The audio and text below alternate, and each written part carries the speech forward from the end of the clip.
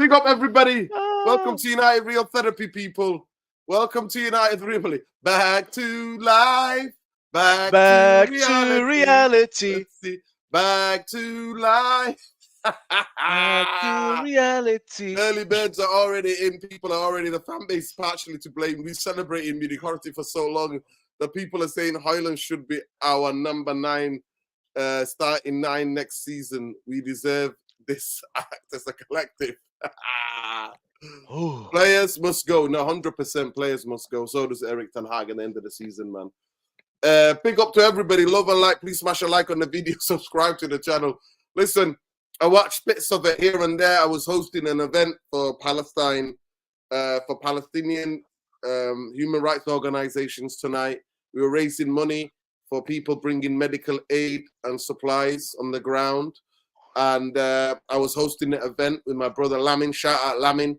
Big up to every one of you. But Bumbaye, take it away, because I watched the bits of it. Every time I was checking, I could see United under huge pressure.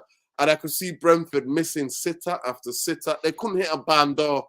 So the idea that we would have robbed them tonight, we would have frauded them to get away with another fraud, that's a game they deserve to win. And it could have been 4 or 5-0 to them, if we're all being honest. So, Bumbaye, take it away. So that was the equivalent of Iceland clipping England. That was Anthony Joshua getting his ass handed to him by Andy Ruiz. That was Greece winning the Euros. That was all of that and more. I've never seen, and this is not, I'm not trying to be funny now or trying to, real talk. Since Alex Ferguson departed, I've never seen us get so absolutely from 1 minute to 99th minute, 98th minute, whatever. Domination, battered. We were useless, absolutely hopeless in every sense of the word. That there just urinated on anything we've done in the last few. The Liverpool result, that's a fart in the wind. Forget that. You know, usually I've played bad. We were never there. We were absolutely dominated. And if you look today, 81 touches in our area, and we had, I think, 11 in theirs. It's a new record, by the way, we set today. And since February, Manchester United have faced the most shots on goal, 181 shots. Second is Luton with 169, I think. Just to put that into perspective, people, in the same period since February, Arsenal have faced 39 shots on their goal. Today, the expected goals, I don't even care for stats, you know that. Their expected goals was 2.69 or some shit like that, and ours was 0.5. That's Barcelona numbers. That's prime Barcelona numbers, boys. And the travesty of this is, you already know that Villa and Tottenham have won. So this is a big final. A big final. And they've got players missing. Bro, they hit the post. They hit the bar. Whoa. The words I'm just going to finish with: abysmal, disgraceful, and for it to happen for 97 minutes straight without us being able to do anything about it, it's pretty much a nail in the coffin, then put the grass on top of the coffin, put some cement there, build a mausoleum or a mall there. It's just, I don't know what to tell you about today's performance. It was the worst I've ever seen since Alex Ferguson's left. Listen, Dino, we were at Sevilla. Don't even trip. Don't even go there anymore. This was the one. This was the worst performance I've seen in my life from Man United.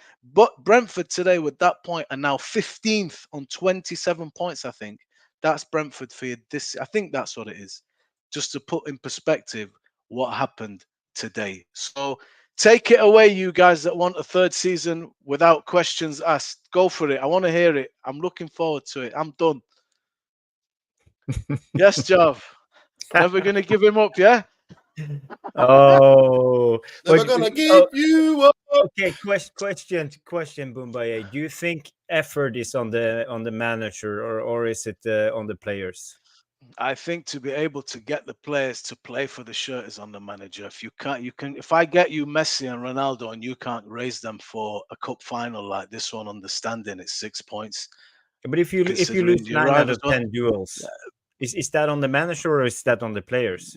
It's on the manager. I'll tell you why. Part of the Okay. remit of the manager is to G up the team. If they don't respond to you in such a critical moment, Jarvis, this is a critical game. You know what I'm saying? Yeah, but he got them to It's respond against Liverpool. That's just 2 weeks ago. Same group of players. You know, yeah, this is what we have now. They showed us what they can do. They rise with the with the performance on the occasion. But so now then they're you back will to basic. never. Yeah, but This that is the means you will usual. This never, is the butlers that we have seen for years bro. and Look, years. you're never going to have anything resembling consistency if you can't raise them up. If you can only raise them selectively. We raised for Liverpool at Derby. Today, man, you're playing Brentford, guys. You know that Tottenham have won. You know that Villa have won. It's now 9 points and 8 points, respectively, with 9 games to go. You have to go out there and fight for it. You have to go out there and fight for it. So last week we said they were playing for him, right? They were playing for him. We came on and we said they're playing for him. If this week they're not playing for him, then there's, what do you want me to do with that? He has to get them playing and believing and working and fighting and dying for him every week. Mm. If you just give somebody tactics and they follow the tactics without desire, without fight, without anything, they're not playing for you like they should be playing. So yeah, you Yeah. can blame the players and stuff, but like we said before, we can't get rid of an entire team. You have to, you get rid of the manager, Yeah, well, bro. we should get rid of at least 50% of them because they suck. They don't perform at all, and we have seen it year after year. And it's the same players. Mick just told me every manager who have trusted McTominay has got the sack, and now we have we have Ten Hag also doing the same mistake, and Bro, you it's the usual butlers. bro, look, Rashford Ten today, Hag. what did he ever even do on the pitch? And oh, Rashford's PR team, poor Rashford. He's been his girlfriend. He's so many problems. Now he's losing his place with the What do you English think of national team. All right, let me ask you this. Let me ask you this. What did the manager do in 97 minutes in terms of changing the system or Yeah, he did changing nothing. He did our nothing. fortunes? That's on Ten Did Hag. I agree. That's on Ten Hag. His in-game so management, his lack of creativity, his okay. ability to change up the game. That we know Ten Hag. He can't do that. He can only do subtle changes during a game. For example, switching the left back over to right back or something like that. That's the What's only the thing he can do. you know what I mean? It's 97 minutes, Jarvis. Yeah. You're watching what's happening, and there's no reaction. There's nothing. And to me, man, I think the worst part of this was I wanted Brentford to win because I don't want a point. A point is no good to us. A point is Yeah. a waste of my time today. We had to get 3. Me and my friends on WhatsApp were embarrassed that we scored. I didn't celebrate. I was embarrassed. It Mm, was embarrassing. This is Brentford, man. These are small fry, small potatoes. There's little teams blasting Brentford, licking them 3 and 4 goals.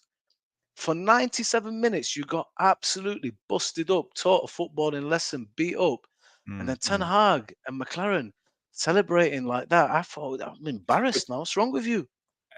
I just want to say one thing, Mumbai. People in the chat, and don't get me wrong, I'm not here to defend Ten Hag. I'm not the Ten Hag in defense league. I'm not, but I'm not letting the players off the hook by us blaming the manager. That's my point. That's my only point Agreed. because I'm Agreed. sick of these Agreed, players. Jarvis. Yeah, yeah. Some of these cowards, we've said it. I've said it. I used the word coward a long time when they Well, look, what it they did just, at I Liverpool, finished what with they this. did amongst It City. depends. You can bring Can I the just say players something, into it, Mumbai? right? Can One I just sec, say please. something? You can Go bring the ahead. players into it. That's fine. I've got no issue. If people are gonna say this is the player's fault, absolve the manager to an extent or completely, I'm just gonna roll with it. I think Ten Hag is hanging himself anyway. To the end of the season, there is no top 5 now. No way. Let's see if we beat Coventry. We're not beating City in the final. You got Chelsea next, then you got Liverpool. This could get a lot worse before it gets any better. But Mm. today's game, man, and we go on a game by game basis. Last week, before the break, we were buzzing. We were all yes, yes. And part of me wants to believe in it, but Man, I can't understand how where we go with that. That's rock bottom to me today. So if it's the players that you think is the fault of and stuff like that, fine. But the manager, man, he's fallen short, bro. At this point, I'll take Stan Collymore as manager. I'm not asked.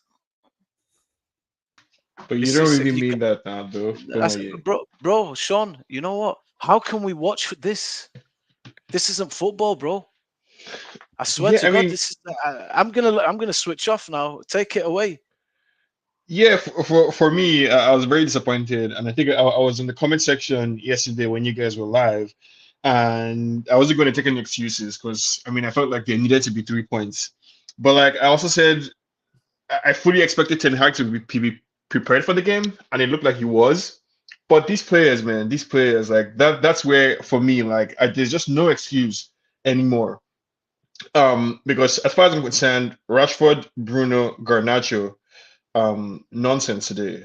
Outright nonsense. Lazy passes, poor decision making, Rashford running into blind alleys. Like honestly, like I don't really blame Ten Hag because Ten Hag, if you look at the bench, what did we have? We had Mason Mount who hasn't played in months, Casemiro who hasn't played in a few weeks, Ericsson who is basically an invalid at this point at this stage in his career.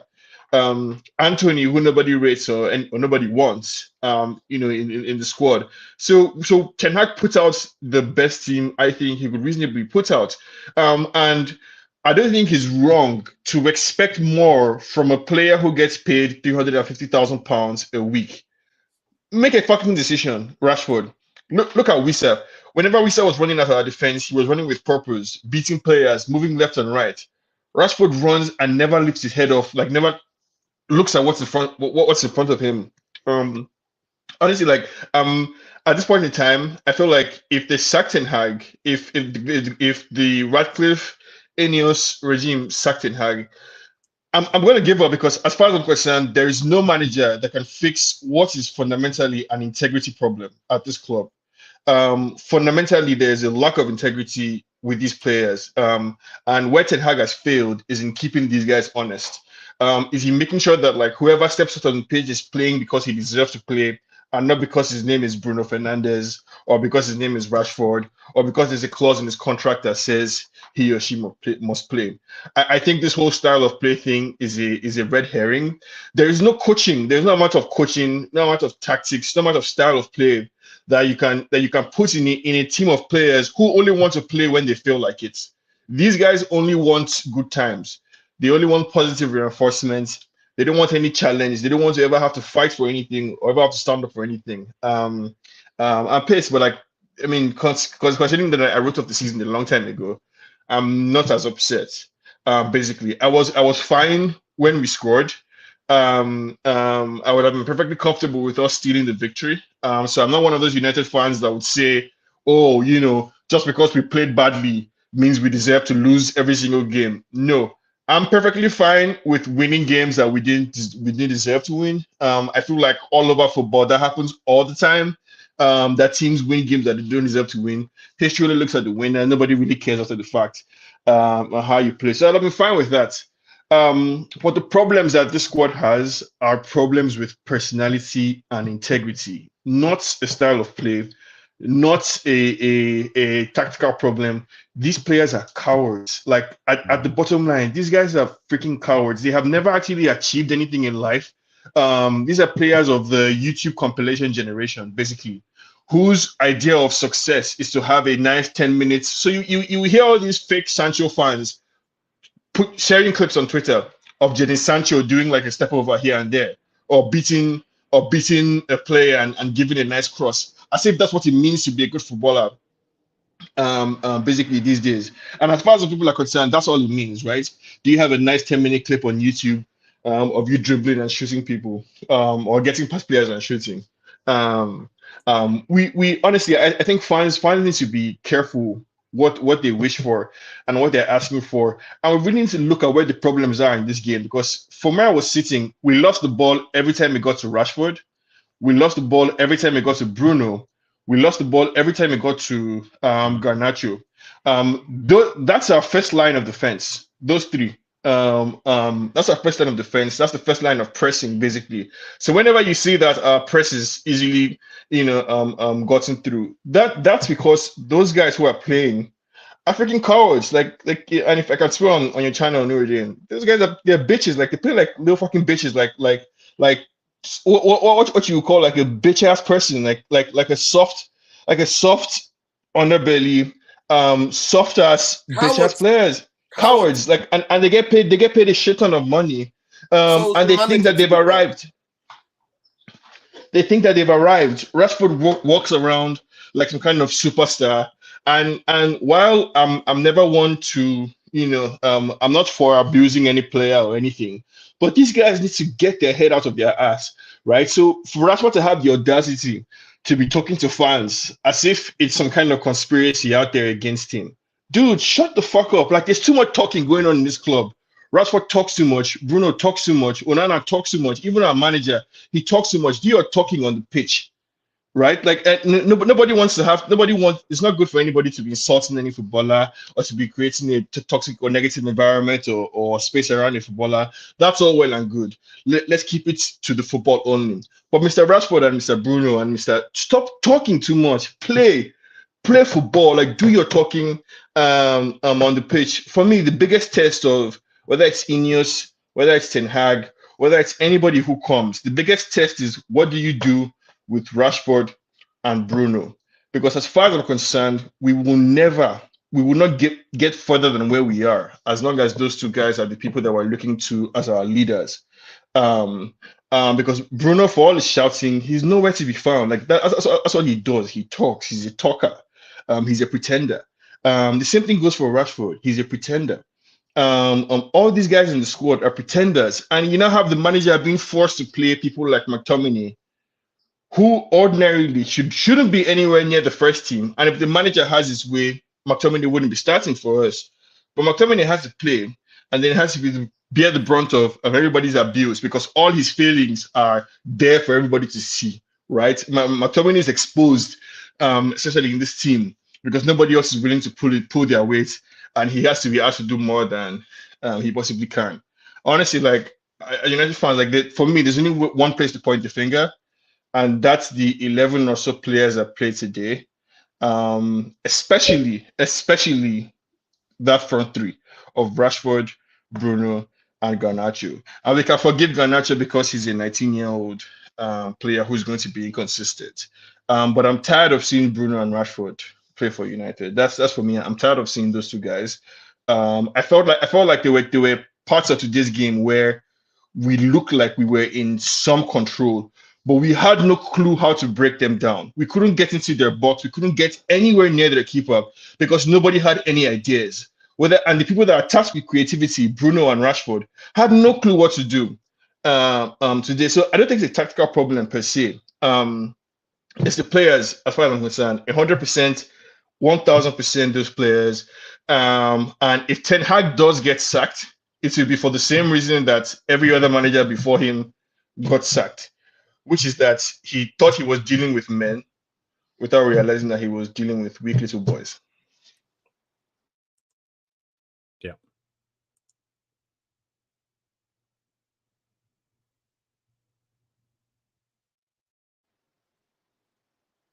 You're on mute, Nugent. Big up, big up, Tom. Thanks for the tip as well. Tom, talk to me. Take it away. Back to life. Back to reality. I just want to say quickly one thing before Tom comes in.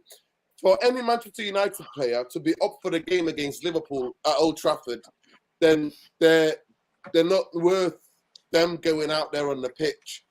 Games like today were the games where people need to turn up, because after the high, we had the 2 weeks, we celebrated that game. And for me, I said it yesterday, I said it would be a draw. But no way did I ever think that they hit the bar, they hit the post, they had so many chances. And actually, Onana made a couple of good saves. He made that double save. That was quite fantastic. But at the end of the day, guys, we conceded the same goal that we've been conceded all year. The cutback. What is it? And that's the reason why Eric Ten Hag has to go at the end of the season for me. But so to 7 or 8 of the starting lineup that started today, they also have to go. I'm not blaming players who are coming back from injury. To be brought into this intensive game is. I said it yesterday that after the international players have to been traveling, they're not robots, they're humans. And I said that they're all used to the different styles of their teams play. So they only had maybe Thursday, Friday, and then Saturday they're playing. So there was no preparation time. So I said I will forgive a lot of the performance, but to concede 31 shots, it's not like Brentford players didn't have any international. How come they didn't have any international? You know, majority of them are all internationals. They weren't all here. They've had, I think, they've had the worst injury this season, or joint first or second worst injury this season. That's why they are where they are. Relegation fodder, and it's embarrassing. It is embarrassing, like my Nigerian brethren say. It is embarrassing. So, Ten Hag, the players, the medical staff, I will get rid of the coaches. Everybody has to go for me because I can't bear it. I'm not a result merchant. I'm not cross to the result. If we would have played well and got beat, I still would be here supporting the players, and I'll be supporting everybody else. But I'm afraid it's shocking. It is unbearable to watch. So Tom, take it away. Give me your match reaction. Big up to everybody. Listen, there's nearly 300 of you in here. Please smash a like on the video. Subscribe to the channel if you're not already subscribed. We are shadow banned. We're demonetized because we shout for the Palestinians. Tonight I was hosting an event. Big up, shout out to the Collective Voices for Palestine in Manchester, who put together amazing poetry, amazing music, amazing DJs, amazing discussions and talk. Pick up everybody who attended. It's the least we could do while Palestinians are facing a genocide. Free Palestine. Big up. Fuck Zionism. Fuck anybody who supports the state of Israel, and especially the racist apartheid Israel. It's over nearly 300 of you. Smash a like on the video. Subscribe to the channel. Tom, take it away, lad. Soft. That's one word that I would sum it up. Soft. Far too soft to play in the Premier League, some of these players. And listen, I sound like a broken record, like I put in the chart. I've not seen a style of play for all season. I've not seen players who forget playing for the fucking manager because they don't want to play for him.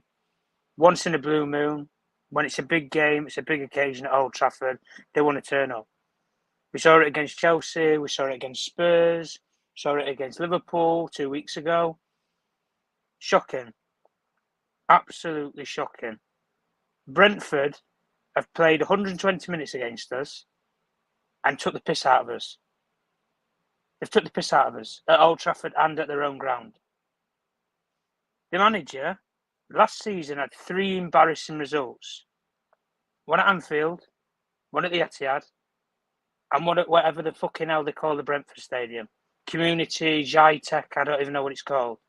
They change the name every fucking time. He got embarrassed at every single one of them, and every single one of those grounds that he's been to this season, he's poured up a pile of shite. And it's literally been 6 men in front of the ball, sit the game out. If we get a decent transition, hope we score. That's it. I've seen piles of shit games of football under David Moyes, under Louis van Gaal, under Jose Mourinho, and under Ole Gunnar Solskjaer, even under fucking Ralph Ragnick. But I've never seen this so much shower of shite. The manager, we've said it before, I'll say it before and I'll say it again. He's got no future at Man United.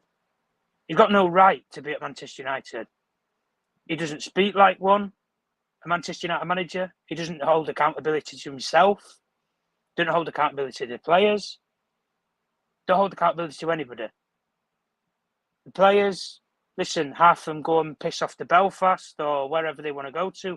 I've already said it before and I'll say it again. They checked into fucking Magaluf, Ibiza, wherever. They've checked out. I've seen this story before with a lot of these players. They've checked out. Listen, the game itself, first half, okay, there was a chance in many cases. We had some areas of the ball. Second half, mate, I didn't even see us touch the ball hardly. Did not even see us hardly touch the ball. It's crap. It's absolutely crap. And at the end of the day, if people want to come in here and defend anybody, based off of what we saw today, have a look at yourself in the mirror and see if you actually see somebody back. Because if not, then you must be a fucking vampire. I have not seen anything good or positive that I could take from today, barring a couple of young players that we have, like Kobe Mino, who shows a bit of decent play. That's the only thing that gives us hope as a football club, is young players. I could It's give a few embarrassing. positives. Sean, I think, please. Sean, I I mean, don't want to hear the shower of shite anymore. I don't want to hear it anymore. no. You're entitled to Ten you're Hag, entitled to your opinion, Tom, right? But it does look to me like Onana looks like he's looking good now.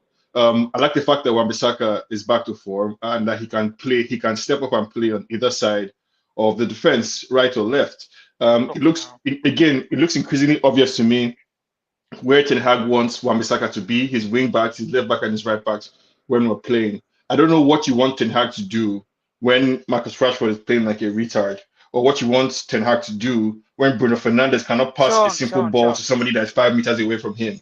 I understand the frustration, right? I understand the frustration in people's minds. There's such each manager in the Premier League has a unique, identifiable style of play, and you can just get it and imprint it on the players, and they will start playing. I don't know, whatever football it is that people think is there to play. That Ten Hag is not doing.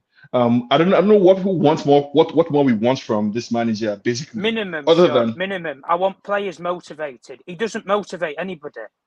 If you can tell me from 2 weeks ago whatever he told those players and the reaction he got out of that Liverpool game, and he's not done anything similar to the Brentford game, I don't know what the fuck he's told them. Why is he the one responsible for motivating a player who gets paid £300,000 a week? Why is Ten Hag responsible for that? Somebody that Ragnick couldn't motivate, that Ole couldn't motivate, that Mourinho couldn't motivate, that Van Gaal couldn't motivate, that the fans, all of us, all millions of fans around the world can't motivate. What is Ten Hag supposed to do? Who is this person that's going to come and motivate them? Like I said, they lack integrity. We're talking about people who have poor character defects. What do you want Ten Hag to do? Like, what more can a manager do other than what this guy has done for the team? I feel like, honestly, I feel like I'm taking crazy pills in a way, because you have a manager who, if he wasn't at United right now, would be the kind of manager that fans would be saying we want. A manager who is a disciplinarian, or has tried to be, a manager who clearly was able to coach 2 separate Ajax teams, coach one to success, sell most of his players, coach a whole new team again, and achieve some success. However you guys think about regional success in Ajax and just it's a small league or whatever. But Ten Hag is the equivalent of all the shiny new toys that are out there right now. But what are they going to do with this squad of cowards, Tom? What do you want a manager to do when the players are not willing to turn up? When the players are stinking up the dressing room? What do you want the manager to do?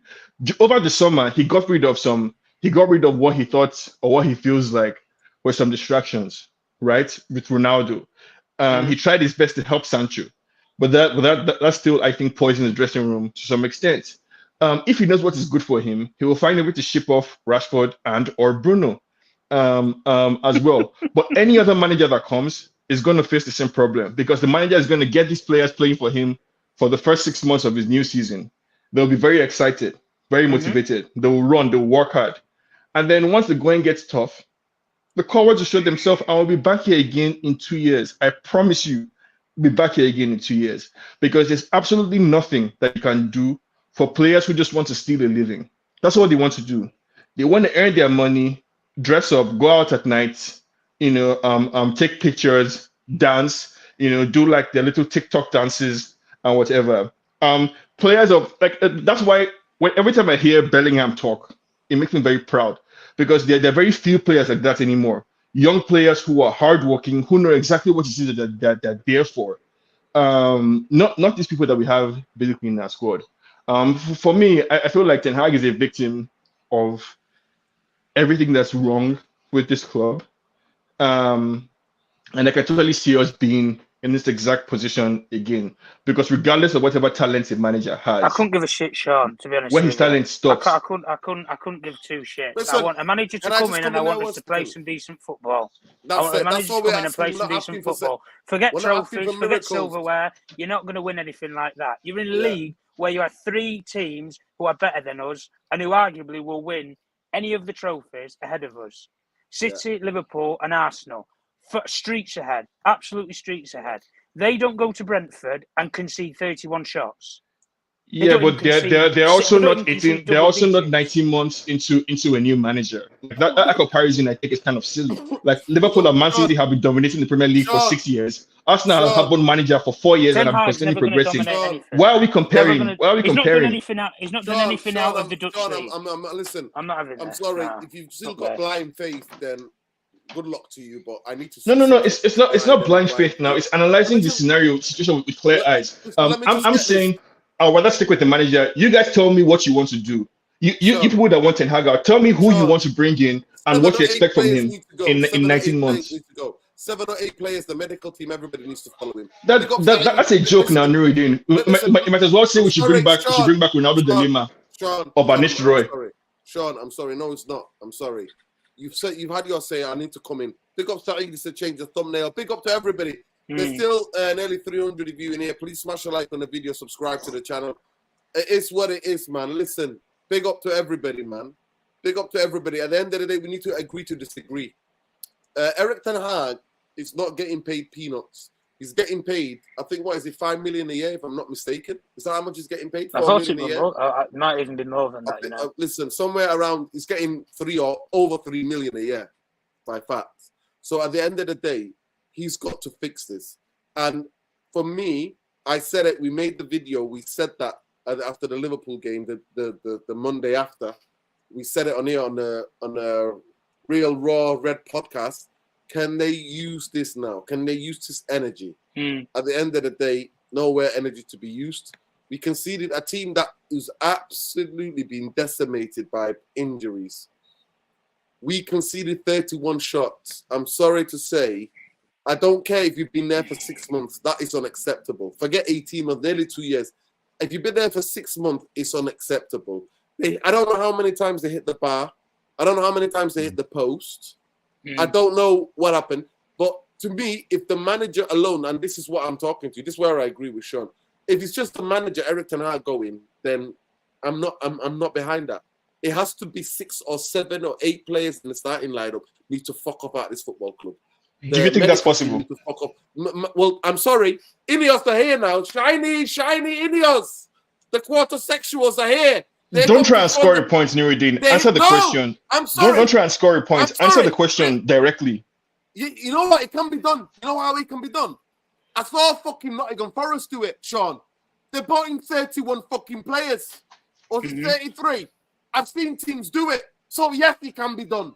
Yes, it can be okay, done. a follow-up question. How long are you willing to give? How long are you willing to give a new manager or whoever does this new team when we sign 31 players? Like I always said, I'm not about results.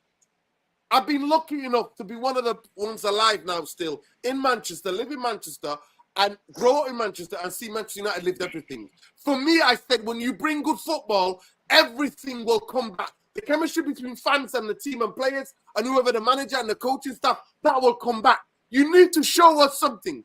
And within 6 months, I promise you, within 6 months, if he's not showing us something to get behind, he'll be out within 2 years as well. And I'm happy to go with that pattern unless. So when you ask me the question, it's impossible. How come Nottingham Forest can get rid of players, get rid of 20 players, 17, 18 players, and bring in 31 players? How can they do that within 1 season? This is the problem now that we run into, right?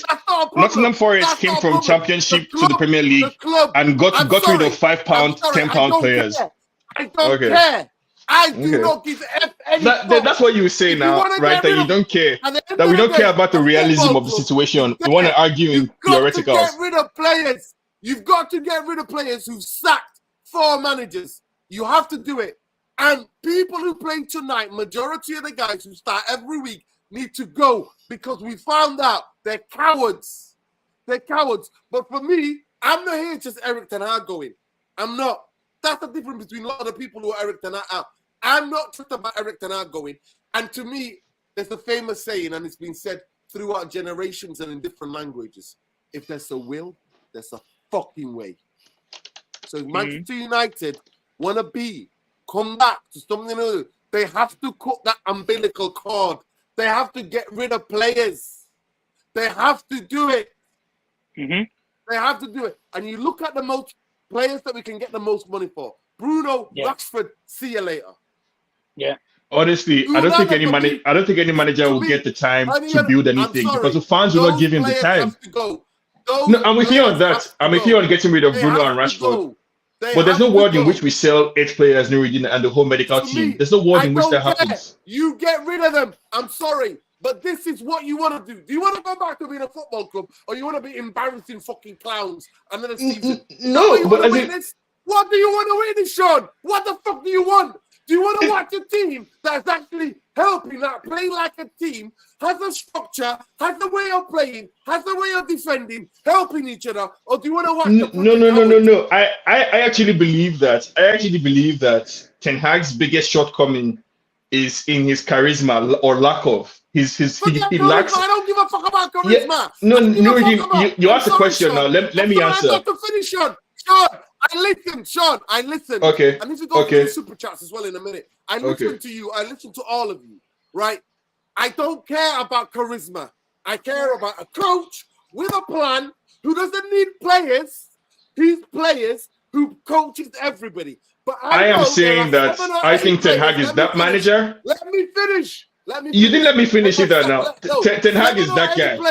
7 or 8 players who started, who've got the usual suspects who've been here when managers have been sacked right, left, and centre, need to go first. Let me get this super chat, then you can come back.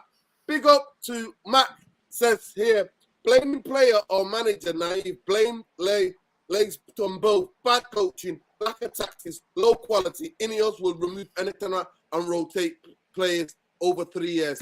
To me, that's not, they have to do it sooner. Eddie Wiley says, big up to King. Eddie Wiley says, Eddie needs to leave. Stop defending this fraud of a manager. He is the fraud. Big up for the super chat. Of course, we can get rid of players. Sure, you not related to the Glazers. Chelsea sold 10 players last summer. Thank you so much, Adewale. Are we trying to be like Chelsea now? No. Like, I don't understand what Adewale is saying. What nonsense is that? Sean, do we want to be 12th on the table? Sean, is that what we're trying to be? Sean, at this moment, I don't give 2 Fs. I need everybody removed that needs to be removed from this fucking football club. That's what I'm saying. That's what I'm getting at. For many fans,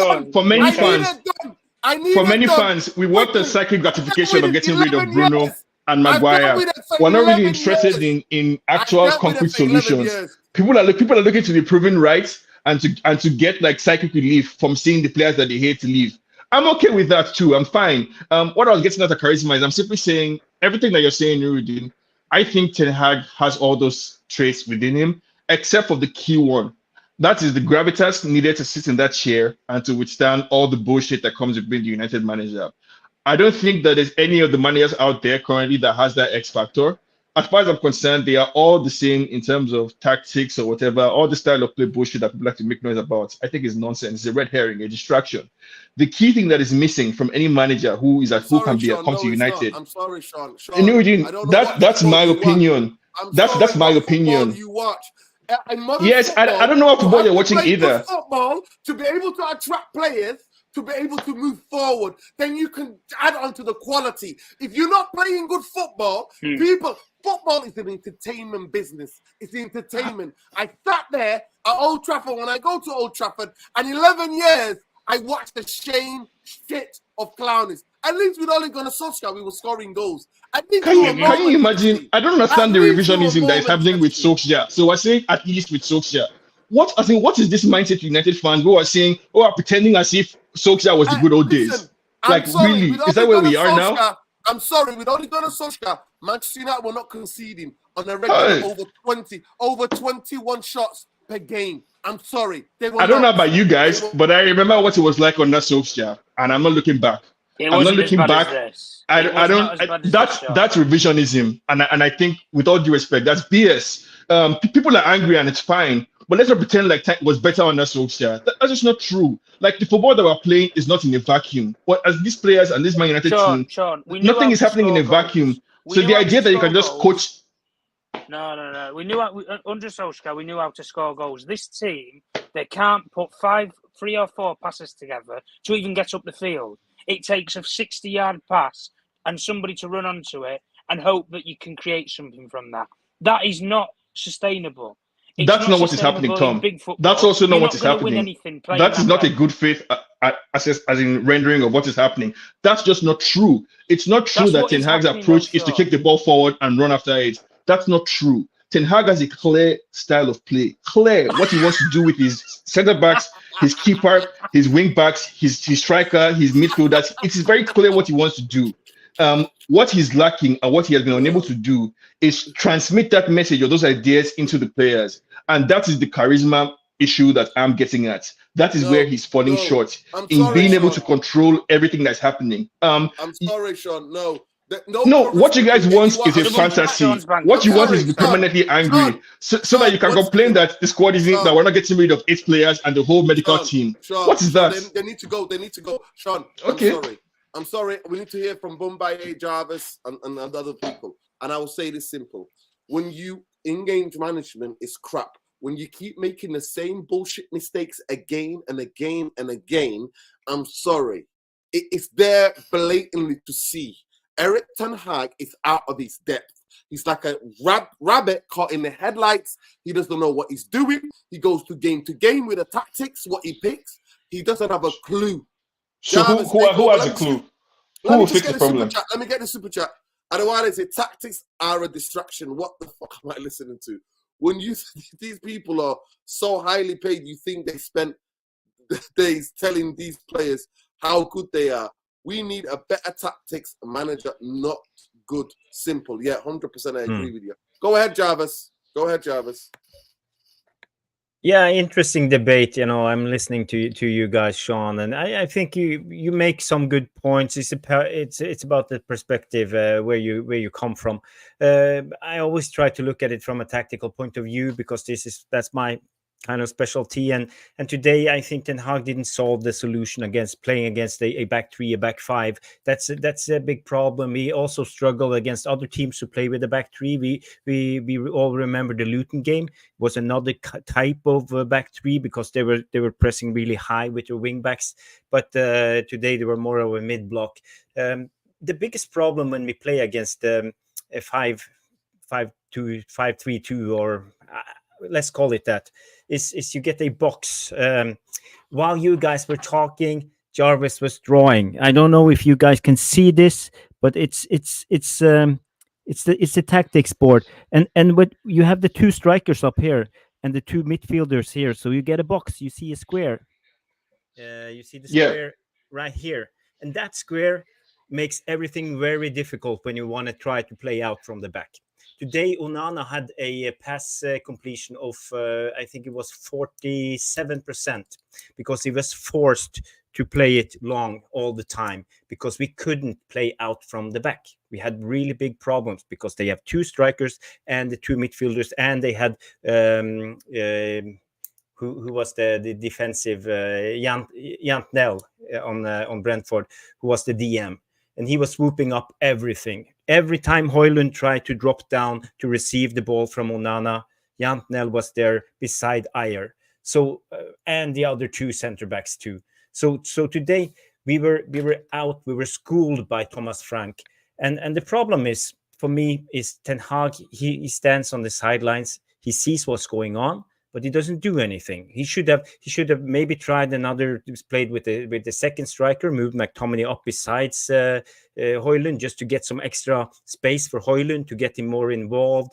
Maybe tucked in the wingers more, or put the wingers up higher to force their wing backs to drop down, so we had more space playing out from the back. But we didn't do anything. It was always something in between. So it's no clear lines what we are trying to do. And this is Ten Hag for me. It's very difficult for me to see what he's trying to do. It's always like a little bit like a gray area, sometimes a little bit high, sometimes a little bit low. And And when we receive the ball, we're coming on against a back three. We try to attack and it stops. We saw it today. Rashford always receive the ball, stop, look around, step on the ball. Sometimes Wan-Bissaka overlap, sometimes not. Rashford is forced to try to dribble. And, Rashford's dribbling ability, he can't dribble. He only have pace. He can kick the ball and run. That's Rashford. When he needs to see moments, try to dribble, it doesn't happen. So why can't Ten Hag just change up the game, try something different, be a little bit creative? Thomas Frank, he's an astute manager. I respect Thomas Frank. How he set up with this team. Brentford has a lot of injuries. We complain about the injuries. What about Brentford? They have a lot of injuries, so we have no excuse. And we have rest. We have had one game 2 weeks ago, and most of the players played one game in the international break, so they are fully fit. But we couldn't do it. They looked knackered. The game today looked at the first game of the season while we've been on the Monty Python flying circus all around the US tour, sitting on airports and flying airplanes for 90 hours a week or something like that. Why can't we be more rested, have more guts? And this is on Ten Hag, a lot of this.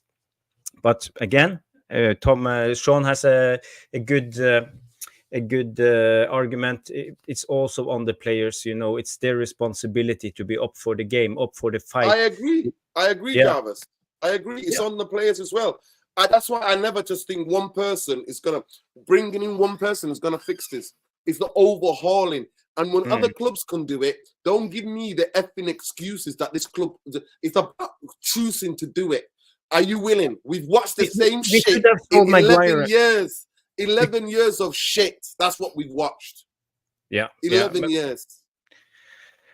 And it goes back to the Glazers and the ownership, why they don't sell the best players or the worst players, because it's on the paper, money, value, assets. They don't want to let go of the assets because they can't borrow if they don't have assets. It devalues the club if we sell Rashford, for example. We can't do it. So we are back to the same argument. But today, Rashford was dreadful. McTominay was dreadful. I think Victor Lindelof was dreadful. We have a big problem playing out from the back.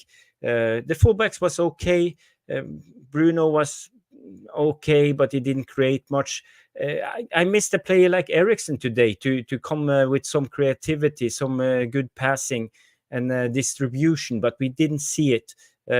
So there was a lot of things today on Ten Hag, but there's not much more to say on the tactical front, but we need to find a way to play against the 3-5-2. Let me ask you a question, Jarvis. Let me just say something. 1 second. Ahmad was banned. He got 2 yellow cards, remember, against Liverpool. Yeah. Go ahead, John. Yeah, I just wanted to ask a question because Nuruddin has answered, and I want to ask the same question of everybody else to see whether maybe I'm on the far end of the spectrum here.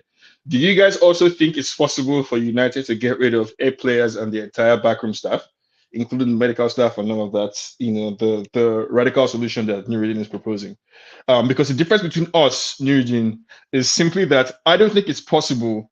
And I think United is working with a handicap. We have to work within the bounds of what's possible, which is why I think it's more likely that we back the manager that we have, let him get rid of 1 or 2 players, let him put a fire beneath the ass of everybody else. But I want to hear from the rest of the panel. Like Jarvis, what do you guys think? Is it clear out? Is it possible? Am I crazy for saying it's not possible? Is Nuruddin correct to say it's a matter of willpower to get rid of? Mbaye. Okay, Mbaye. Sorry, yeah. Go ahead, I mean, I'm asking myself the question.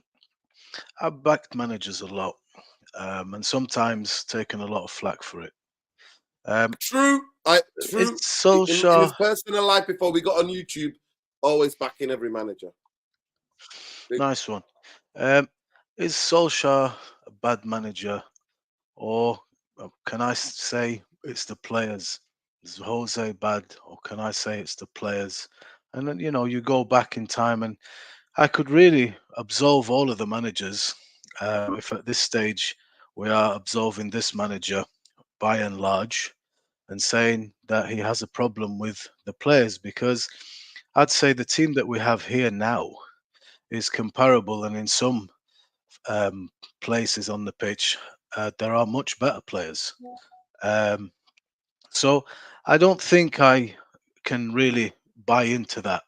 I feel that this manager was sold to me as a manager that is a progressive manager that likes to play a possession-based game, likes to press teams. Is a coach that develops players, makes them better. I think there is aspects of that. There have been improvements in individual players, but I think when you look at Ten Hag's body of work over the course of 2 seasons, all considered, some injuries, I think some bad buys. These players are the same players that last week against a far better team than this were very good. So the quality of the players that we have, I can say that I've always maintained is good.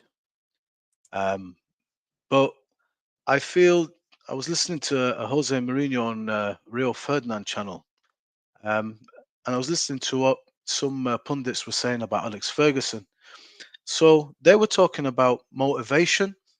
So Ferguson, one of the synonymous words that you associate with him was a motivator that was able to get things out of players by making them feel 6 feet tall. But they weren't particularly good players. A lot of them wouldn't get into this team on individual quality alone. And Mourinho says the same thing. You have to, convince the players game by game that they're better, and that you are one of them. So man management has a large part to play in the mentality of the players. Whether it's friendship, whether it's ruling by fear, whatever it is. I agree with that 1,000%, to my 1,000,000%. Yeah.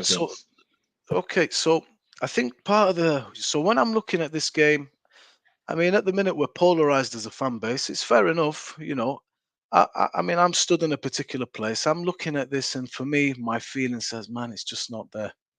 It's just not there. I think if answering Son's question, Martial is gone, Ericsson is gone, Amrabat's on loan, he's gone. There's 3 players already gone. So you're looking at another 5. Sancho, there's a possibility of offloading. McTominay, you may be able to offload. So you might not get 8. You could get 5, 6, because as I say, 3 are already, gone. Martial, Amrabat, and Ericsson is, I think, the last year, and it might not get extended. Whether it does or doesn't, point is he's an easy one to ship out. So maybe. And backroom staff, I mean, what is the backroom staff are we talking about? Mourinho said it was just me and Woodward. There was nobody else. We did everything. So I don't know, is it the medical team we're talking about? We're talking Well, about I mean, yeah, if you let some United fans tell it, not only is the manager incompetent, the medical team is incompetent too. Everybody in the entire back room is incompetent because the results on the pitch basically are not what we would like. I mean, I wish I could agree with you guys all the time, and the Ten Hag critics all the time. I just feel like the arguments are bad. The only argument, which is what I said, I agree with you 1,000,000% with my Although the only critique of Ten Hag I think makes sense, or that I'm willing to accept, is the one of man management. And if that's the reason why we sack him, I'm fine with that. But this whole style of play thing, I think it's a red herring. In my opinion, I think it's nonsense. I don't think anybody Sean, can identify. Sean, that's my opinion. To let me. Opinions are everybody has one. Sure, Now, I can back it up. If you want to ask a question, go ahead. No, if we move away from our panel and let's go to all the pundits, all of them, the ones that are on ESPN, the ones that are in beIN, the Sky ones, the BT ones, they all say it. If you go back, you don't need to search too hard. You'll find it. You mean the pundits that think Southgate would be a good manager for United? Those same pundits? Bro, let's stop. Let's not attack the messenger here with regards to Southgate, but all of them have no vested interest. Even the United ones today, Schmeichel, Keane, Neville, they all say it. We're not sure what Manchester United look like they're doing. Jarvis has just assessed the tactics of today. What is it that we're hoping to do? What is it that we are going to try and do today to change it? You see, the problem with today's game is exactly that for 97 minutes, it is complete one-way destruction, domination, and nothing changed. It was an inferior team that got levered by a team that are 15th, relegation fodder for 97 minutes. And on top of that, you are in a cup final. You know you're in a cup final because Tottenham and Villa won. And that's the whole season rests on that top 5, man. That's what Ten Hag is saying we have to get. He knows we have to get that. Whether you think it matters or it doesn't, it matters. It matters to the board. It matters to the fans. And he knows that. And that's No, why he says it. it In every matters. press It matters a conference. lot. So It matters a what lot. is, you can No, have but and what I'm say saying, what you're Bumaye, is saying, that like but the Ten Hag is from the consensus same. is disagreeing with you in terms of what they're seeing. And they have no vested interest to do so. Every No, pundit says it, but bro. I don't think those. I think those What's guys are the plan? being. I think those guys are being disingenuous when they say they don't know what Ten Hag is trying to do. That's what I'm saying. Sean, look, sometimes, you can't, I mean, the whole world is saying it, but you don't think it. Fair enough, you're entitled. But I'm just telling you, everybody says it throughout the course of the season. Ian Wright, Roy Keane, Gary Neville, Peter Schmeichel, Danny Yeah, Murphy, that Simon. means They're all nothing. saying That it. means absolutely nothing now, Bumaye. Like the fact that many people are saying Bro, it, that means nothing to me. What I'm getting at is exactly that to you, but to yeah, me, that means I nothing, listen. and it shouldn't mean anything to you either, Bumaye, because I mean you can't possibly be arguing that the way to determine the veracity of a claim is the number of people that believe it. Bro, That look, can be surely that can be what you're saying.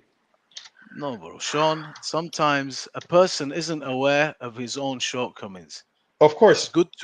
good to listen to what the consensus is saying and think about it. So what my eyes see is I don't know what our exact plan is, at least not on a regular week-to-week basis. I'm lost. Today No. I was completely lost. And Let these me people tell are you what also I think Ten lost. Hag is trying to do. Let me tell you what I think Ten Hag is trying to do and what his style of play, what I think his style of play John, is. bro, 1 second. With all due respect, um, what you see is not what I see. I don't need you to explain it to me. Okay. I'm watching the games, bro. And let's say you can see something. I asked the question last week. What 2 questions? Simple. Is it working? And do you like it?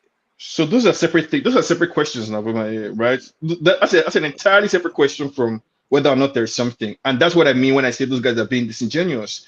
This style of play discussion, I think, is entirely disingenuous. As far as I'm Why? concerned, there are fundamentally 2 styles of playing football, 2 schools of football philosophy, and each of them are derivatives of the other. Or let's even say 3 right now, because there's a club getting embraced super high intensity football. There is the Mourinho Ancelotti vibes football, and there's Bro. the Johan Cruyff, Pep Guardiola, Arteta school of football, and every single manager out there falls somewhere under one of these 3. So this I know idea that, that like and bro. so Look, that's what I'm saying. The thing that Ten Hag is missing is the man management part, is the ability to He transmit doesn't his Let me fit ask. ideas. into any of them, Me. Sean. Final He question. doesn't Final fit into any question. of those Sean, categories you've just suggested let's there. say he does. I Tom, think let's it fits Tom, in the high intensity transition type of okay. football. I think that's what he's Let trying to do. Bollocks! They so can't. let They me finish. can't press for 90 Let minutes. me finish and ask you, Sean, the final 2 questions. Let's say he fits into, what do you think he fits into? A high intensity Klopp style, Yeah, yeah? I think it Okay. fits under that umbrella. Yeah. Okay, fine. 2 questions. We've gotten rid of previous managers from Van Gaal to Mourinho to Solskjaer for overlapping reasons. We don't like what we're seeing. And on top of that, with Oli, we don't think he's got what it takes to get over the line. So I give you 2 questions. Let's say the style is vivid, it's well known, and we all know what it is, and we can all see it perfectly. Do you like the style, and does it work? So do I like the style? Are you Yes, I enjoying like what that you're type of watching football. on a week I week Basically, like do to you week no, like no, what I you basis? don't. I'm not see? enjoying it. No, I'm not enjoying it at all because we're losing. I'm not enjoying it. Like it's So it's not horrible. It's hard to watch. okay. Um, And is it working? Are you getting the results you expect to get? we're not getting the results we're expecting either. Like Colors, bro. What do you want me to say? so, I don't. but That's the it. follow up question then is, and then what? Right? That's the next question. And then what? I think Ten Hag, if given the time and the control over the squad, can get something out of this team.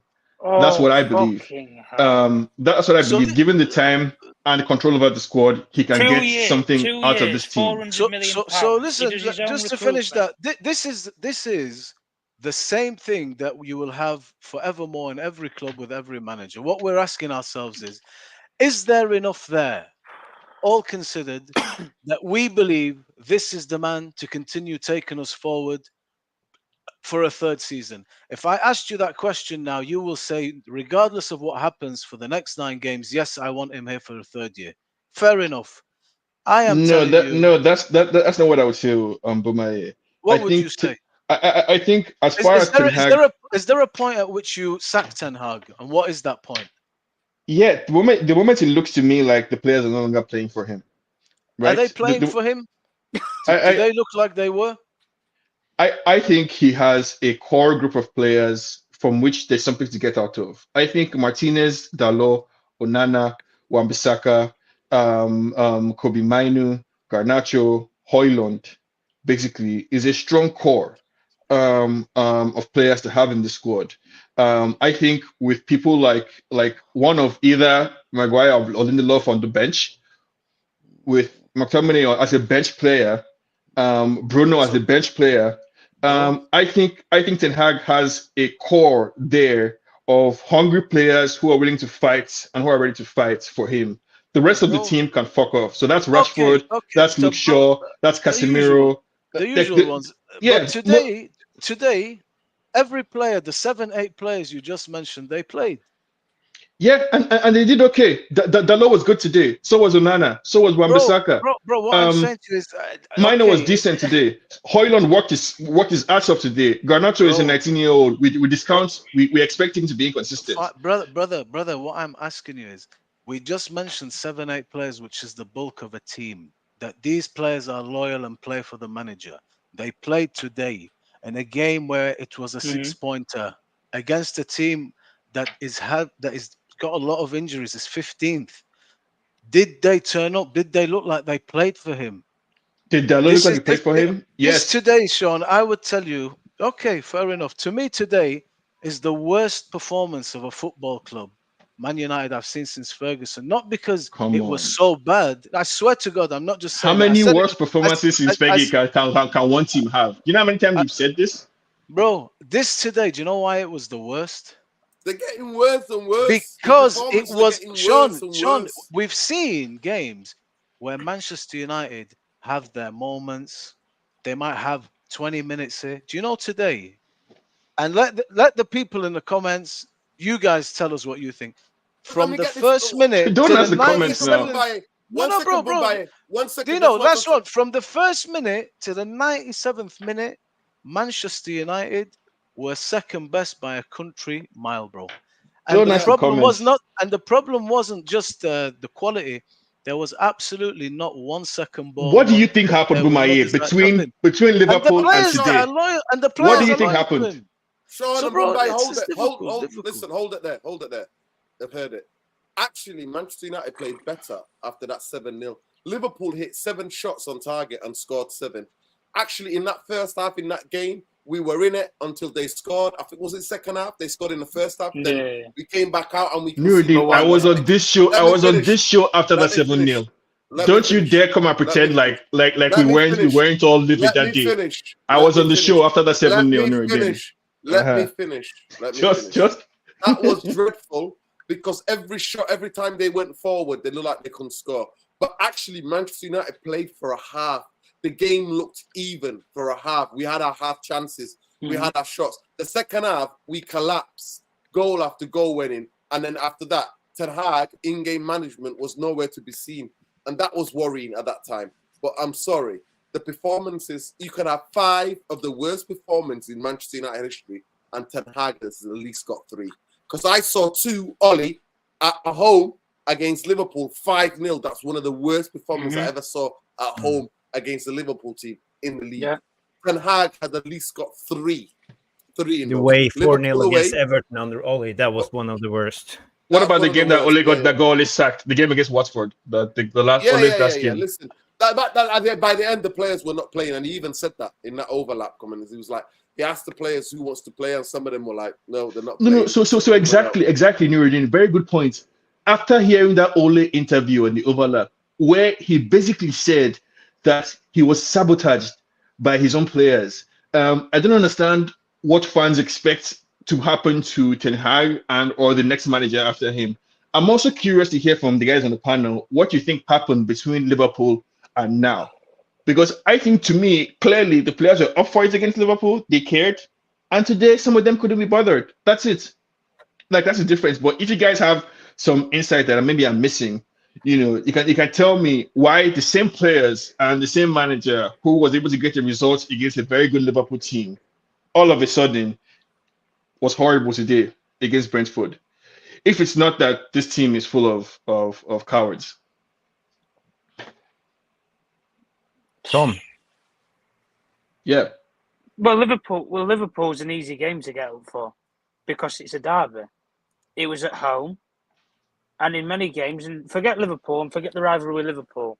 Whenever we played a big team at Old Trafford, in either a quarter portion of the game, 20, 30 minutes, or it may be in a larger portion, like 60, 70 minutes, we've been in the game. We've been competitive. Chelsea, Spurs, even Spurs when we drew 2-2. So do you think that's because Ten Hag was extra smart that day, or because the players were extra motivated? Sean, Who do you think bears the responsibility? When you play, let me finish. When you play big teams and you play in big games, players want to turn up. And the reason why they want to turn up is because A, it's a big profile game. B, they're the kind of games you sign for Manchester United to play in.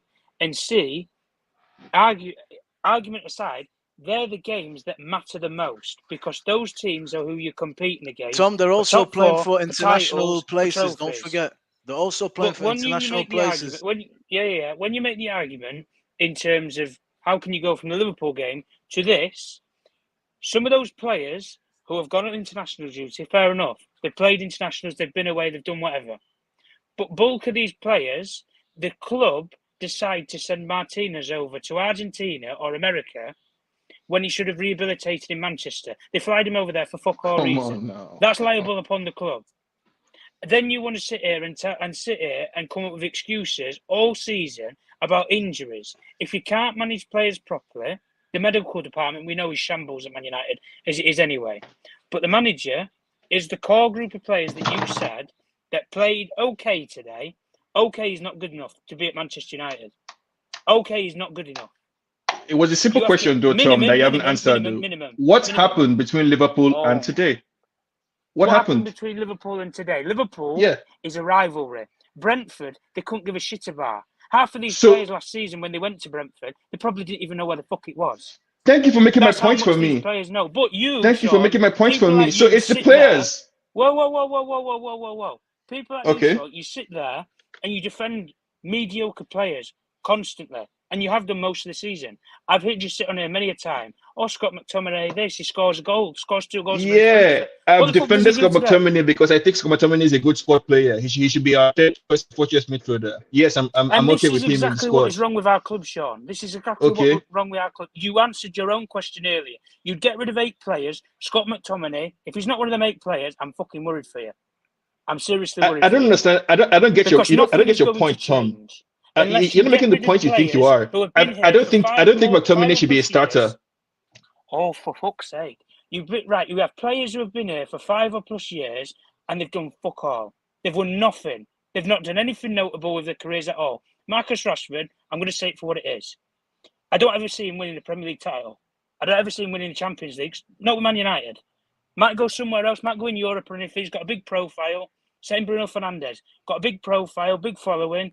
He can go to another big football club. They'll walk in there. Manchester United is a ground pit for players.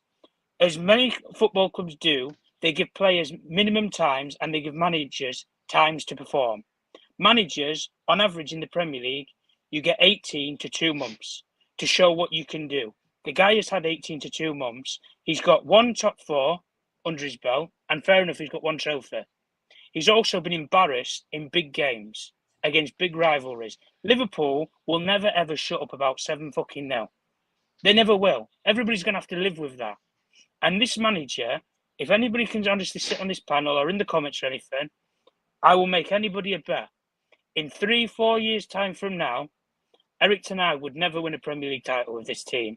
This team, he can build a new team with Ineos, he can do whatever he wants. He'll never win a Premier League title because he's not a competitive manager.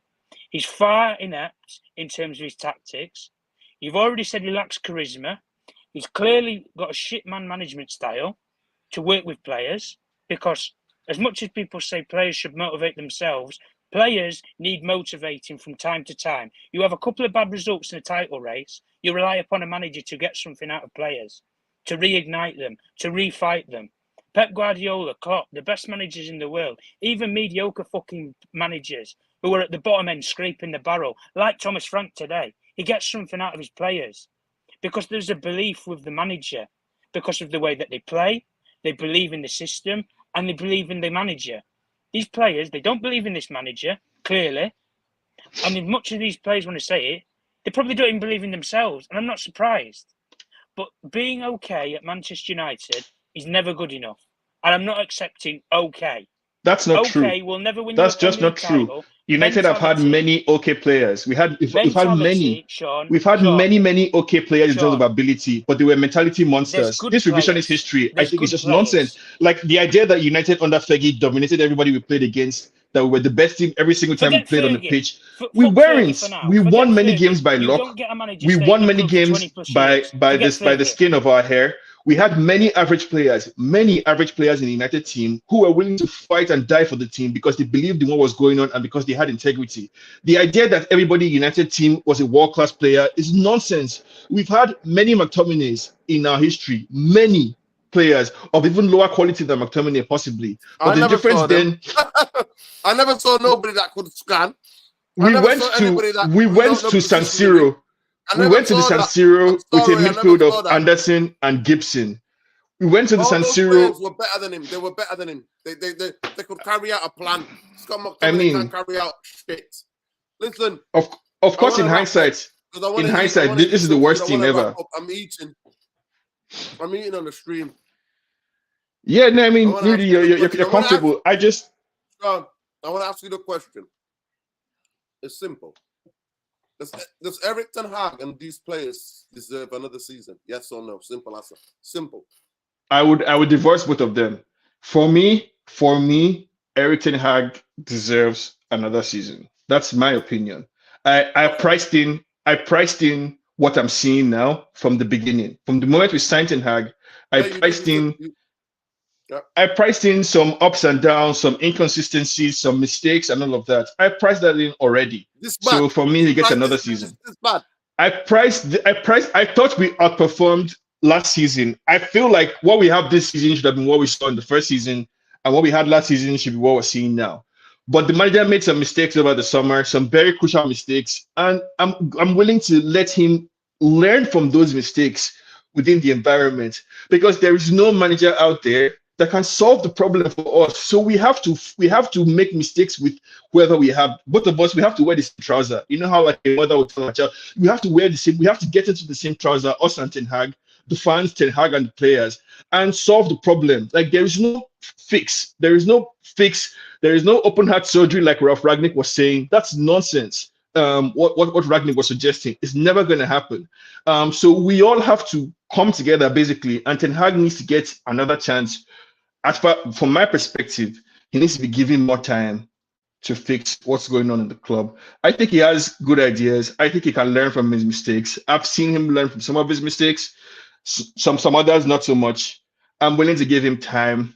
I don't see anybody else out there that can do anything better than what Ten Hag is doing. I don't trust these players to do better with any other manager. So I'd rather trust the manager. And I remember why we signed him in the first place. And I'm willing to give him that chance. Okay, big up to you, Sean. Yeah, respect your opinion. I totally disagree with it. I think that he's showing that he's not learning from his mistakes tactically. Jarvis pointed it out eloquently earlier. Excuse me, Jarvis.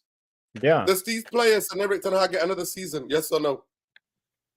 Yeah, you're asking two questions actually, the players and the manager at the same time. No, Jarvis. Let me rephrase my question. They're both to blame So do they get another chance? Both of them are to blame. I come to a point where I'm a little bit with you, Nuruddin, when it comes to Ten Hag's inability and he's not flexible to change things up Unwillingness. and that's a big problem. I think that's a really big problem, because I think, yeah, he knows football. He knows the total football. He likes to play possession football. He can play the counter-attacking football, transitional style. So he had a lot of elements in his tactical knowledge, but he doesn't use it. He doesn't use it to the best of his ability. And that he looks like he doesn't know what to do. He looks lost sometimes. And maybe it's because the job is too big for him, and I think that's just the way it is. And I don't think he can grow into the job too, because this is the second season, and I don't see an improvement in that element of his tactical coaching style, managerial style. So for me, I think that's a big problem. So I think we will be better off if maybe if Ten Hag finds another job and leaves us after this season. But there's still 10 games left of the season. I said that I will wait till the end of the season before I evaluate. But now, at the moment, it looks too big for him. When it comes to the players, 100%. They need to go. A lot of them need to go. There's no use for me just listing them up, because we know who the usual suspects are. They have been here since Van Gaal, Mourinho, under Ole, and now under Ten Hag, and they are letting us down game after game, year after year, season after season. So we need to sell a lot of these players, because we know their level. They can't perform week in, week out. How can they perform at the high level against Liverpool and then do this against Brentford just 2 weeks after, the next game after? So for me, it tells me a lot about the players' mentality. And they don't have the Man United mentality. The club is too big for them. That's just the way it is. Now, big up, drivers. Listen, it's simple for me. Glazers need to go. The medical team needs to go. The 8 or 9 players need to go.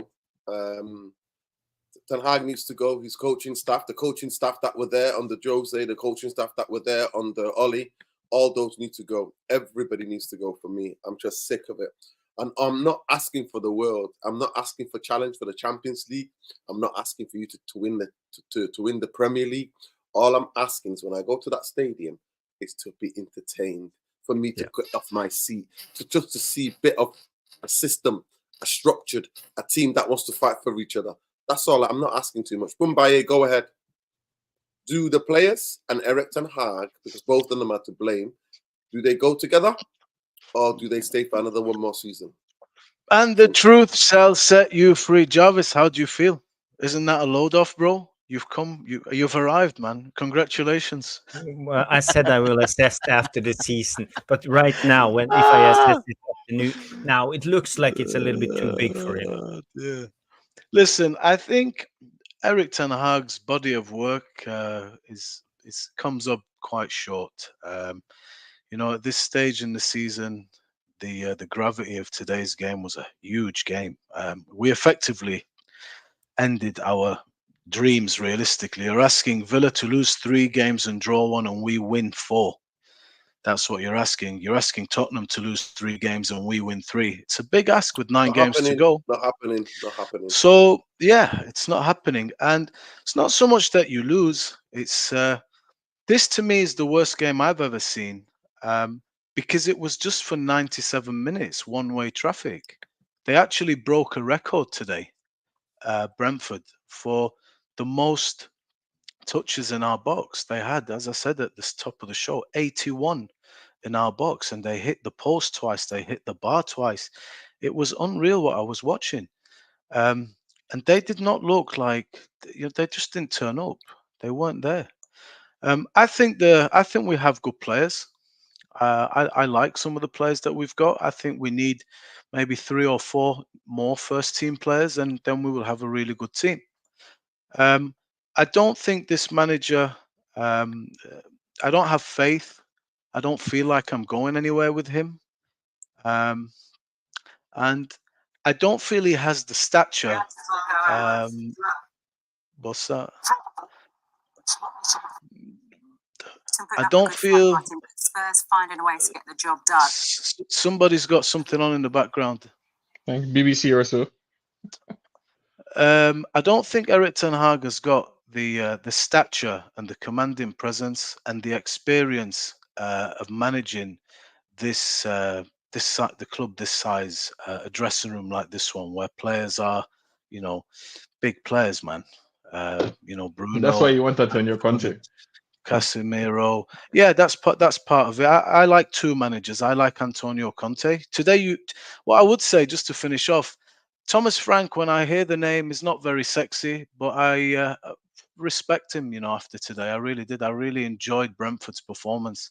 And I think he's given Brentford some ingredients that Erik Ten Hag has failed to instill in us and that we're desperately in need of. And those ingredients are associated with the integrity of the game, with the with the pride of the game. They work for him so hard for each other.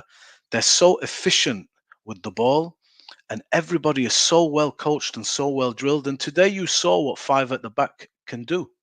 It's a very beautiful system, 5 at the back. It really is an effective system. And 5-3-2. Look at quite a few teams. 2 strikers is coming back now.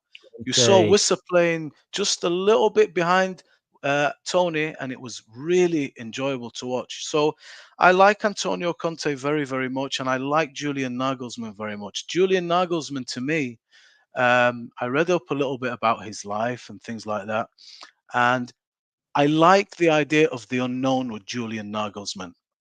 I like the idea of taking on somebody that is a little bit radical. I think he's a bit radical in his approach to management, and I really would like to see something fresh, something very different with a manager that is quite bold. He's not afraid to, completely F things up, but really tries things.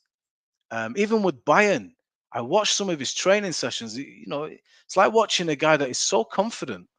Like trying things and see conceding 7 that, against Liverpool.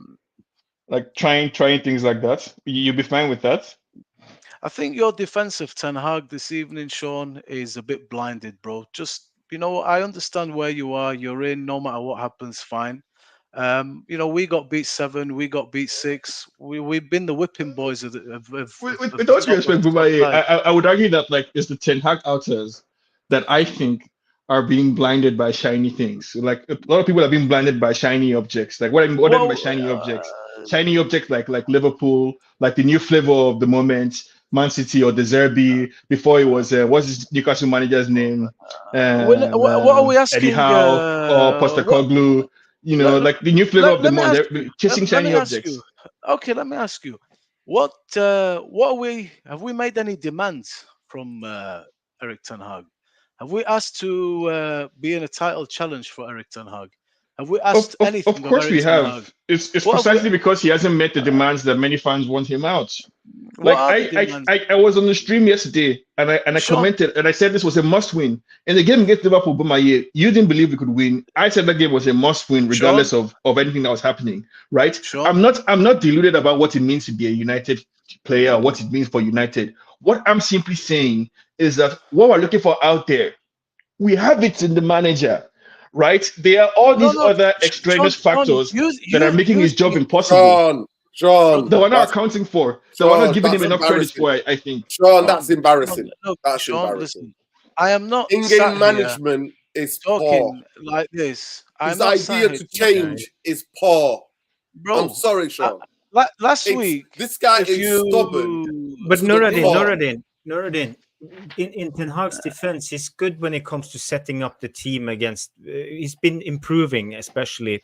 He figured out how to play without the striker, with Bruno in the false 9, with the box midfield against Manchester City, and he did the same against Liverpool. It actually worked. So he's gradually learning, but I think it takes too long of a time. And that's a big problem. And of course, on top of that, Jarvis, he has players that cannot be relied on, that he cannot count on. Players who don't have no shame. no shame at all, willing to turn up against Liverpool, and then literally 2 weeks later are nowhere to be found.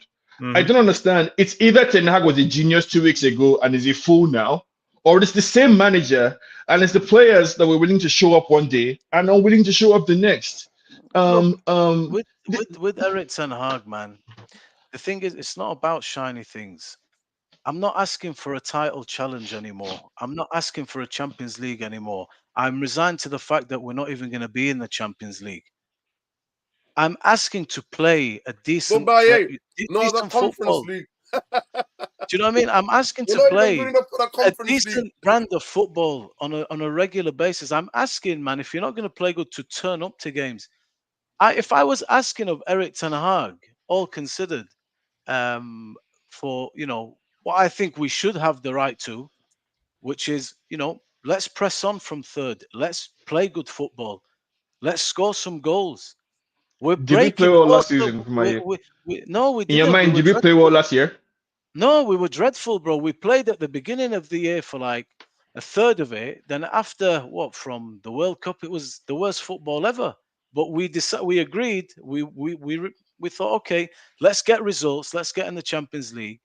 We're gonna get some players this year, and there was optimism at the start of the year because now we Why do thought you think? Another we're gonna question, get Kumaye and Nuruddin. some football. Another But Sean, question. Why the do you football think? is No, not let's there. question quickly. Why do you think we've only been able to see? Why do you think we've only seen 30-minute spurts here and there of quality football? Why do you think we've only seen, or like you said, why do we only see 3 months of good football and rubbish for the rest, or 30 minutes of good football here, 30 minutes of good football there that we've not been able to consistently? Why do you think that's happening? Because Let me the answer that manager is question, not good Mumbai. enough. Mumbai, let me answer that question. This season, there's two games that come to mind. It's the Liverpool game at home and the second half of Aston Villa. They're the only two games. One time we turned up for a half, another time we turned up for 35 minutes. And I'm sorry, when there's 11 games to go, maybe 12 games to go if we get to our FA Cup final, or Come on, 13 man. games to go, that is not good enough. That's all I can No, remember. but why do you think it's happening, Nuruddin? Why? Why do you think that's happening? Because it's happening because that game, they didn't have to be up for it. At Christmas, they were at home to Aston Villa, who play a very high line, and they went up 2-0 up very quickly. And then the Old Trafford crowd was not taking it, was not having Christmas dunked on by Good Evening and that Aston Villa team. So they got back into it, and it was the fans' momentum. Who got Against back into Liverpool- it? The players or the manager? Sean, let me say this. No, it's a combination because they get the blame when they play well. When they get the credit when they play well together, and they get the blame.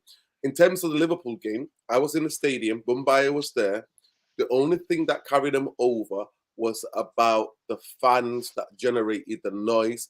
And like I said, our record against Liverpool is incredible in the cup. Liverpool don't beat us in the cup. We've knocked them out 11 times in our history.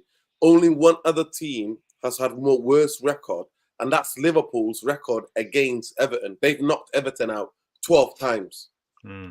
We've stopped them doing a trouble in the 1970s with Lou Macari getting a goal at Wembley. So we Liverpool at Old Trafford in the cup, we always get them out.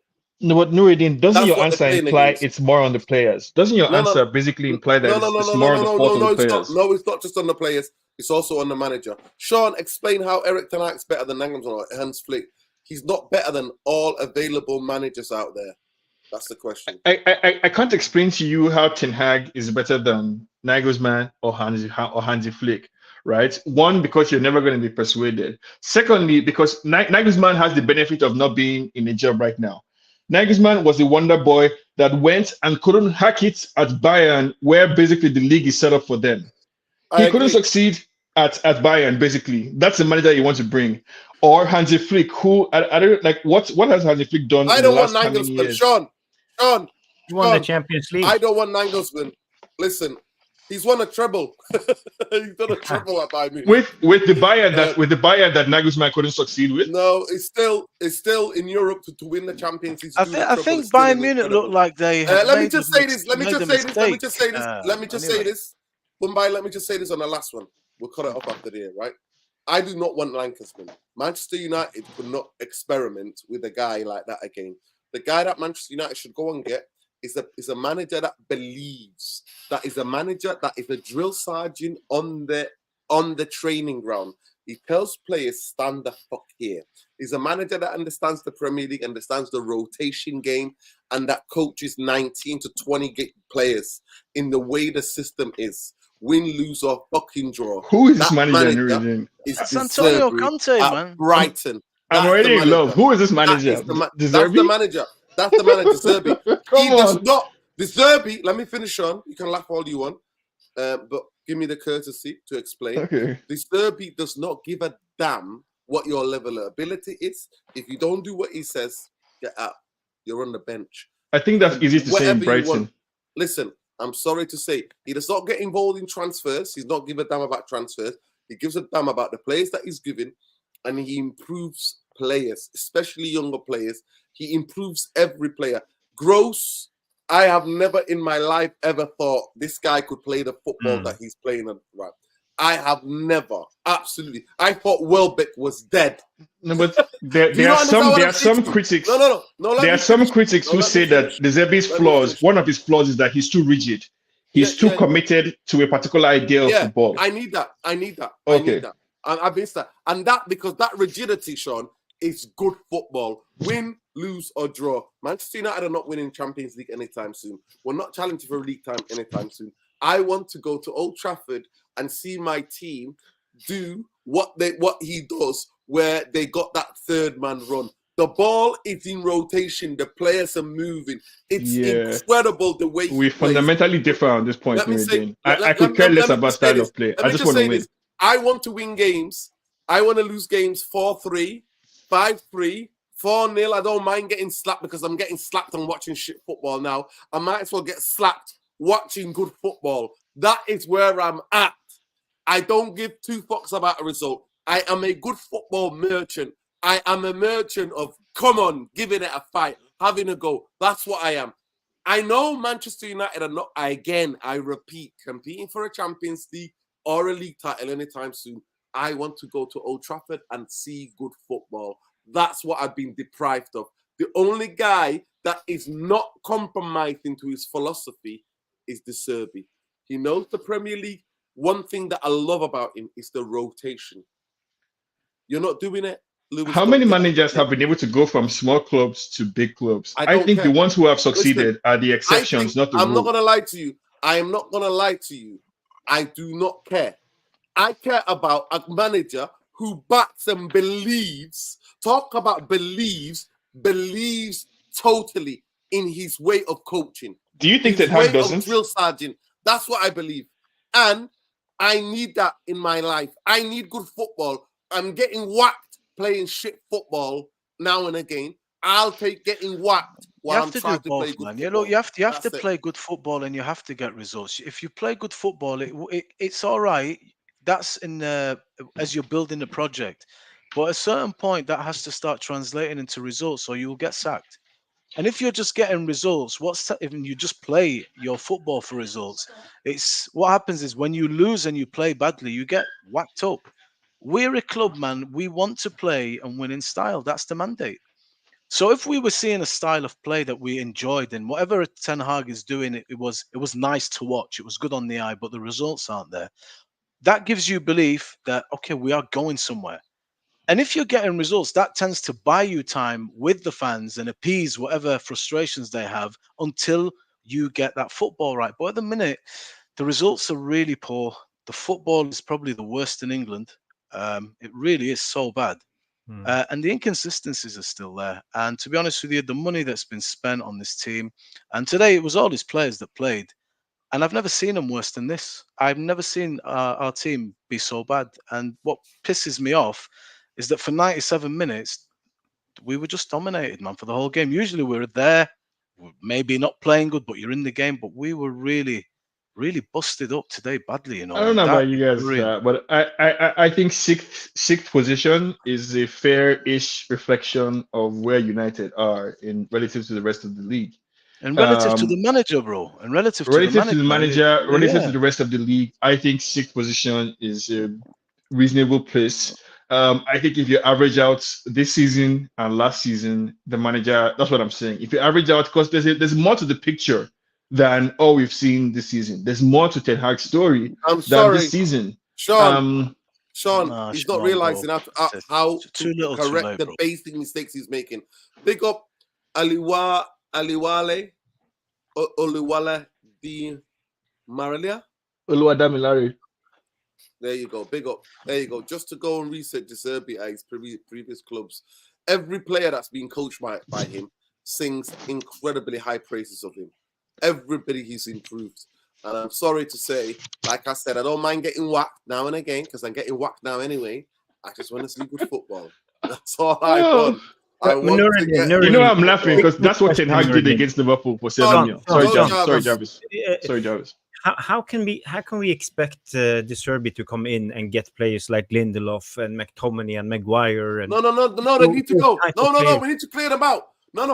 No point hiring De Zerbi with these dickheads. I'm sorry, no. Yeah, that's what I'm talking about. Getting 7 or 8 of those players another out. good question when it comes to if we are going to sack the manager is with the new structure of Ineos and all of these high gentlemen who sit up there and make good footballing decisions. I don't know what we can call them. Is that we are probably getting a footballing structure in place. So it doesn't matter who's manager, only he performs, and we can sack him and bring in another one. So sacking a manager now, if the structure works, wouldn't be as crucial as it's been earlier years, because it would shock you guys when we get Southgate to another style, to another style, my to another God. style. Now we will try to be consistent. No, yeah. So maybe if they get Southgate, he said they might get Southgate. I'm not going. Yeah, who wants Southgate? No one knows. It would shock you guys. I'm moving to Northern Norway I'm moving to Northern Norway to live next door to Jarvis. Yeah. When by the time they bring Southgate, then 2 years later, fans will not be talking about Ten Hag. At least under Ten Hag, we were doing this. The same way we're talking about Ole now. Don't worry. Actually, if you ask me now, listen. If you ask me now, Ten Hag and Southgate, Ten Hag all day. But Nuruddin, that Southgate is the diversion. We are getting Harry Potter, because it's just how they play us always. They play us like Harry Potter. You're getting Southgate? No. We have someone better. Here's Harry Potter. And everybody will. I promise you, Sir Jim, the way he's talking, he has very parochial ideas of England and the great English. He's gonna get either Harry Potter or Southgate. Fans. At least Potter had style of play now, right? With Brighton and at least at the beginning at Chelsea. I don't know what Southgate's own style of play is. It's worse than Ten Hag, whatever it is. Listen, big up to everybody. I could be live here. I've just eaten some food. Big up to everybody who joined. Please smash a like on your way out. Subscribe to the channel if you're not already subscribed. Big up these legends who are still here at 1 o'clock in the morning. Jarvis moved in last week to. It's 2 o'clock in the morning, pal. 2 o'clock in the morning. 3 o'clock in Norway. Jarvis is like rolling back the years like he used to go clubs back in the day. Never gonna give you now. Never gonna let you down. Rolling back in that Northern Norway, mate, in that cold. So big up to Jarvis for staying away late. We appreciate you always. Your contribution is valued, and you know that how much you're valued. So make sure you check him out at Jarvis Corner on Mondays, 9 o'clock. Jarvis Cocker on here, Bowley 77. Humbaye, he don't do social media other than this channel. 150 year contracted this channel. That's what he's got. Proud to be part of this number, man. At Sean Thomas on Twitter.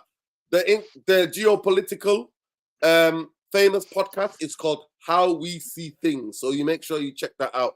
And don't forget to check out our brother and the legend that is Tom Journalist 1 at Twitter, at Tom Journalist 1. Big up to all of you. Love and light. Manchester United are shite. Back to life. Back to reality. Getting bopped all over. Once I was watching Everton Bobbers tonight. I'm there seeing Brentford Bobbers. Big up to their manager. Big up to their squad. They're a credit to their fans. Big up to them. And they should have won 5-0. They should have won 5-0. 5 or 6. If we got beat 5-0 tonight, nobody would have complained. I think they hit the bar post 3 times, I don't know. 2 eyes. I don't know. That's what they did. United players, hang your heads in shame. Erik Ten Hag is looking like a man who turned into a rabbit caught in the headlights. Fuck the Glazers. All of this is the Glazers to blame. I don't blame everything on him. That's the difference between me and the people that want to get rid of him. I don't believe one person can fix it. I don't believe one person is the whole blame. The players are a fucking disgrace. Bunch of worthless cowards. That's what they are. That's who they are. And those players who have sacked manager after manager after manager know who they are. Get the fuck out of my football club, you absolute pieces of cowards. Get out. Erik Ten Hag, job's too big for you. All of the coaching staff that were there on the Jose, on the Ollie need to go. Medical staff need to go. The injury rehab team needs to go. All that needs new funding, new fresh eyes, because we've turned into an absolute loser of a football club. I've watched this now for 11 years. My eyes are bleeding. The manager to go and get, when you get rid of 7 players, is the Zerbi. I want a coach, a drill sergeant, a moody bastard who is a maverick. I do not want Nangelsmann. I want the Zerbi. He improves Breaking players. news. Players That's what I complaining about training regime. Players leaking to the media. Breaking news. Players complaining Brilliant. about working too hard, running too hard after the dark. We've heard it all before. We've heard it all. We've seen it. We've heard it. We've seen it. They absolutely can go and jump. Jarvis, yeah, MUFC TV. That's where he's got a program on there, 9 o'clock. Jarvis Con on Monday night. Tomorrow on Monday they're going to be interviewing a United ex-player, him and Stewart. So make sure you tune in. Yeah, Cheshire Marsh. Yeah, big up, love and like people. Take care. Please smash a like on your way out. Subscribe to the channel if you're not already subscribed. Big up everyone. We say fuck the Glazers, fuck Ineos, fuck the Zionists, fuck the apartheid state as Israel, fuck the genocide, decolonize, end apartheid, fuck anybody who's supporting the establishment and the status quo. Fuck you and your record label and all your crew. We keep it simple on this channel. We don't give a fuck if we demonetize. We don't give a fuck if we shadow banned. The audience will always come because we keep it 100% here. It is the therapy. And when you go to therapy, you tell the truth.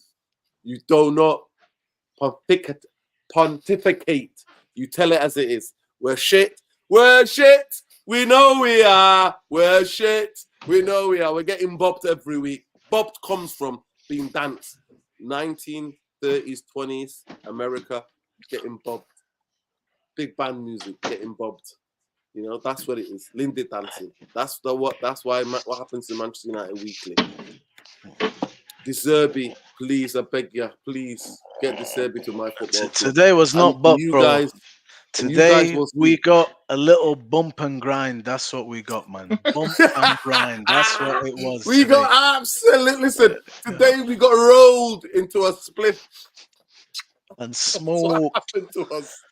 That's what happened to us today. But listen, Jarvis, Sean, Bumbaye, big up boys, Tommy, big up the big up boys, and all of you lot in the chat. You're absolute legends. Yeah, this channel will not be here. This community is there. That's what we've got. We got each other. Man United are shite.